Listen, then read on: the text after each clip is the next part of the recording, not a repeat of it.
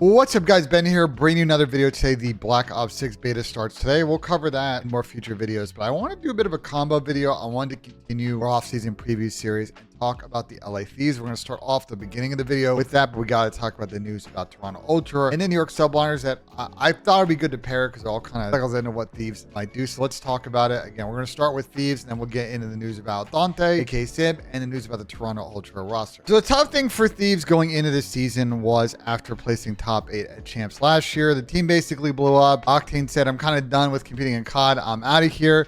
Kenny went to Optic Texas. Envoy went to Toronto Ultra. Draza went to Atlanta FaZe. So basically, Thieves just kind of broke up and went to some of the other top 4 teams. So Thieves had to basically start over from fresh. So the roster they opened the season with was Afro, Cammy, Dan Gosi, and Joe Deceives. And I think the Dan Gosi pickup was very good. Joe obviously came over from LAG. Which showed some promise, but obviously LAG situation was kind of super chalk last year. And Afro and Cam did not have the best seasons last year. And I had been told like very much in the beginning of the season, like once we got to like kind of December of like, these are a pretty solid scrim team. They kind of hold their own in hard point control. Maybe not. They're kind of iffy, but if this team plays their potential, they have top 6 potential. And they were kind of playing like that for the most part online, although stage 1 split, I think they just missed out on winners bracket. Major 1 did not really go the way it wanted for Thieves, and they got last. So they decided to pick up Kremp and send Joe Deceives to FC Black. That didn't really fix the situation either, and it became clear after another last place that one of the SMGs might need to go. Cammy was also dropped for Nasty as well after Major 1. So it was Afro, Ghosty, Nasty, and Kremp that got dead last in Major 2. And then they made another roster change, their final roster change of the season, ended up actually like making a path to progression here, which was they picked up Joe, backed.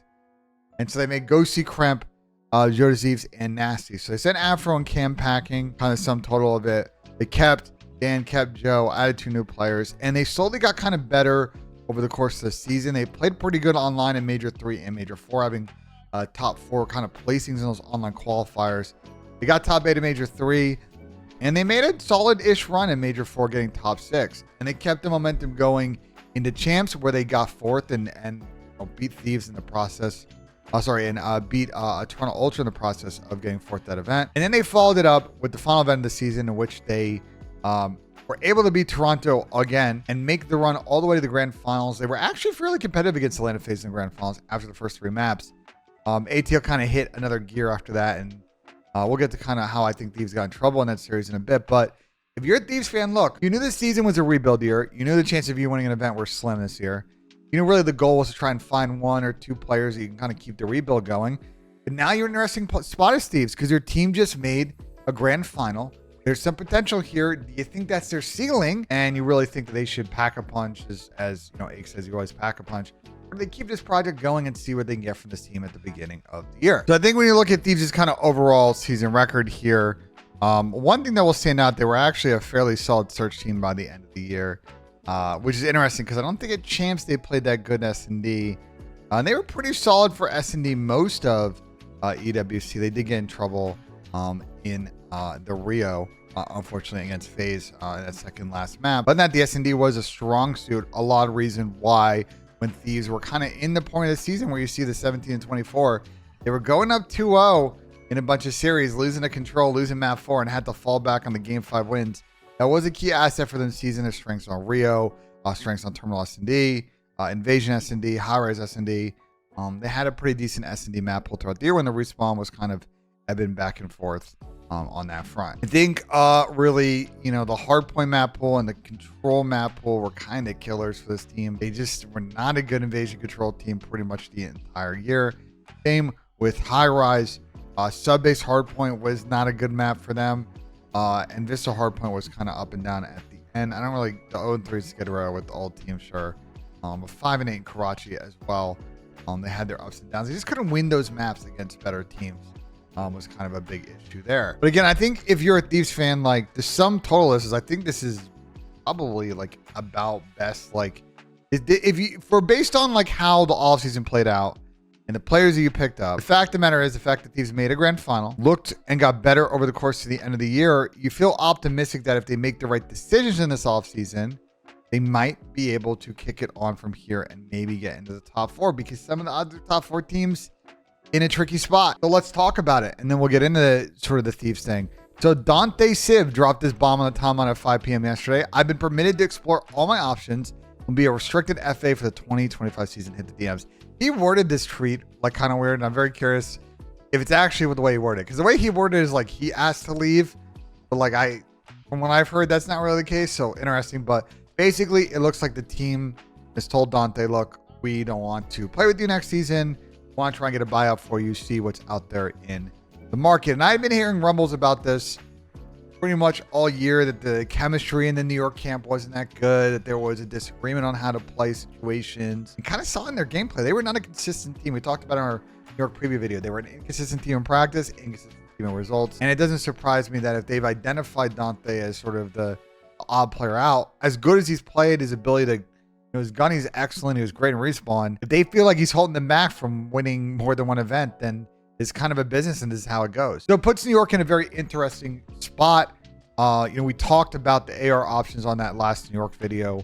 It is pretty interesting, and it's interesting because of the next piece of news. We got a Ronnie CDL Scrim Intel tweet. Sources: all of Ultra are restricted free agents. Now remember, this doesn't mean that they all leave, similar to last season. And then Jacob Hale added some context here. The Ultra players were all told their stats at the same time, though Inside was the only one to publicly announce this. So this is back at the end of EWC.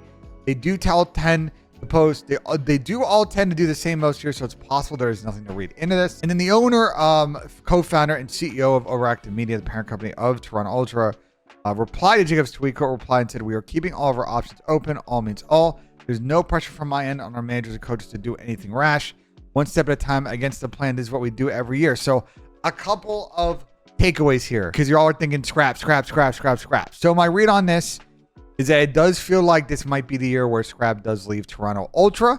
Obviously, New York and Thieves, both potential options. I think FaZe and Optic would think about it, but not pull the trigger. My guess from talking to people kind of in and around the scene is that it's a six-figure number that it'll take to get him off the team. Probably will end up somewhere close to 300 or 500K. I think from my POV, the way that Adam has worded this, he's not in a rush to get this deal done anytime soon.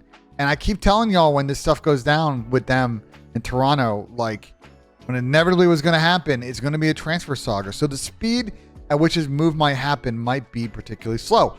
But I think the read on this is Toronto can go in about 17 different directions, like I told you guys a couple of videos ago and got roasted for. And it's kind of hard to read on what they're going to net out and do. It's going to entirely depend on if they can make a market around their players. But this is going to be one of those situations where who blinks first, and I really just don't know who's going to do that. So yeah, I could definitely see Scrap replacing Dante on New York subliners, but it's going to cost him a pretty penny. Is Cloud9 willing to spend that money? I guess we will find out. Now, as for LA Thieves, what would you do with this roster? Because I think Scrap will remove him from the equation now, because I don't think that Thieves is going to be his top destination, although we'll see. Nate Shot and his Texas money these days. I think if you're this team, upgrade paths are either you replace one player or two players. If you replace one player, it's probably for one of the SMG players. And talking about ENVOY and CleanX being on the market, I would instantly add those players to the list. Those immediately the top two SMG prospects on the list, hands down. Obviously, if you can't get Scrap and you want to rotate Byron out, Nasty, you could try and go get Abuza. I think an Abuza Ghosty AR combo would definitely hit. You see now the complication. We talked about it in kind of, past videos. Like the free agent list is not too bad. There are some really good AR and sub players here who could, be really good contributors on a championship team. I like the potential of someone like Estriel and Geo. Obviously, ILLEY's won before. Alex, same as he kind of improves. And then you got like the Derek, the Encourages of the world, Ryan, who are kind of the UA team players. They're willing to take more of a risk. Formal, obviously, you saw the clip. With Nate Shot and Formal, you kind of know his kind of thoughts on it. And someone like Paul X, if he's improved as a teammate, he's got undeniable gunny, could be a very interesting option if you're willing to work with him. But I think at the end of the day, I mean, bro, this Toronto situation, and I got to click here now and say transfer list, because kind of that's where we're at. Bro, immediately when you think about the situation, ENVOY and CleanX, those would be your top two sub options. And maybe you just drop Joe and Kremp for them as a duo. Like this is where the Toronto thing and the infinite possibilities come into play, because if you are Thieves, FaZe and Optic not making a change. New York, kind of the other top four team, are they willing to make one or two changes? Suddenly Thieves can now take Toronto Ultra for parts and kind of make a good enough team to be a set top 4 team off the rip. So I think, just like I said a couple of videos ago, Toronto is the catalyst slot for roster mania, but Thieves might be the biggest buyers when this is all said and done. So a lot of different paths that Thieves could go down. They could kind of run some of this back. They could blow up and replace 2, maybe 3 of the players and kind of just build around Dan again. But I think things are looking up. Either way you go for Thieves, I think there's a good way and a good potential that as long as they keep at it, they're going to be one of the contenders in the CDL next year. So what are your guys' thoughts on the Thieves situation, the Sib situation, the Toronto situation? I feel like Sib is going to probably say his piece at some point about what happened there. The Toronto situation we'll continue to cover. It's going to be unfolding, and Thieves, yeah, they're going to be in the mix on that. So let me know what you guys think in the comments. Like, if you enjoyed, subscribe for more. And as always, guys, we'll see you on the next one.